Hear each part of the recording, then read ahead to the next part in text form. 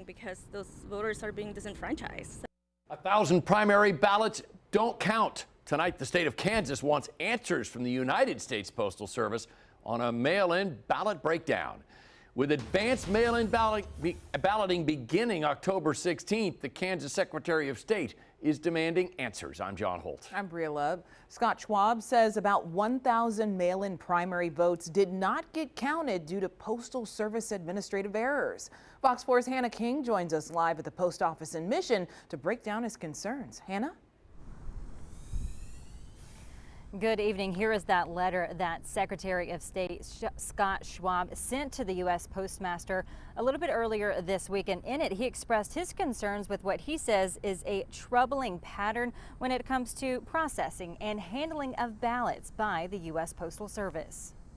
That's really disappointing because those voters are being disenfranchised. In a letter to the Postmaster General, the chief election official for the state of Kansas says during Kansas's recent primary election, 1,000 votes weren't counted due to administrative failures by the U.S. Postal Service. Elections get won by 1 or 2 votes, especially at the local level where they really matter. And it is through our vote that we're able to ensure we have better health equity and better programs for everyone in our community. Secretary Schwab says some lacked proper postmarks, making them ineligible, and adds some county election offices notified his office that ballots weren't received days and weeks after being in USPS's custody. Some are still trickling in, he says, without a postmark, despite being mailed before Election Day. I think we should do something and find out where they are and why they weren't counted.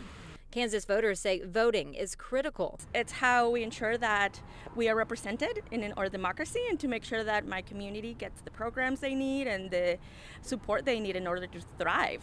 And depending on the year, Audie Negretti says she could vote in person or send hers through the mail. I used to always do the mail-in ballot for a long time, and most recently I think it's because I have kids and I want them to experience like going into the polling station and like seeing the process. The process Tim and Shawnee hopes is part of a fair election. Just hope we have an honest election in all endeavors.